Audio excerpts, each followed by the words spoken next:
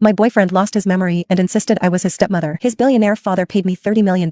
Play along and help him recover his memory. Later, he finally remembered everything. He came to me with red eyes. Sis, you said you'd love me forever. His dad shut the door with a cold face, his tone flat. Show some respect. Your mother didn't sleep well last night. Let her rest. When Elijah first got together with me, he mentioned he had a complicated family. I laughed. What rich family isn't complicated? Back then, I was only focused on being with him. I nodded carelessly. Babe, no matter how complicated it is, nothing will stop me from running straight into your arms. Elijah was deeply moved and agreed to be my boyfriend on the spot. Then the next day, he lost his memory in a car accident. When the hospital called, I was at a bar chatting excitedly with my best friend. You know what the hardest thing in the world is? Diamonds? No, it's an 18-year-old. Before I could finish, my phone on the table suddenly rang. When I answered, a stranger's deep voice came through. Is this Miss Vivian Quinn? The voice carried a low, magnetic quality, mixed with the bar's noisy music. It sounded strangely attractive. Yes, who's this? He didn't answer my question. His tone remained calm. Please come to Central City Hospital as soon as possible. Elijah's been in an accident. My puppy dog boyfriend, whom I'd been dating for less than 24 hours, was in an accident. I rushed to the hospital by taxi. When I found Elijah's room, his forehead was wrapped in bandages, and his young, handsome face had several scrapes. A man stood by the bed, nearly 6'3", dressed in a sharp suit, with a stern expression. Hearing the noise, Elijah looked up at me. Mom, you're here. I couldn't believe it. What did you just call me? Mom? He frowned slightly, looking at me with confusion. What's wrong? I was upset, ready to roll up my sleeves and set him straight, when the man standing by the bed like a background character finally moved. He raised his hand, blocking me, and nodded slightly. Miss Quinn, let's talk outside. The man wore a watch worth over $1 million, a Patek Philippe.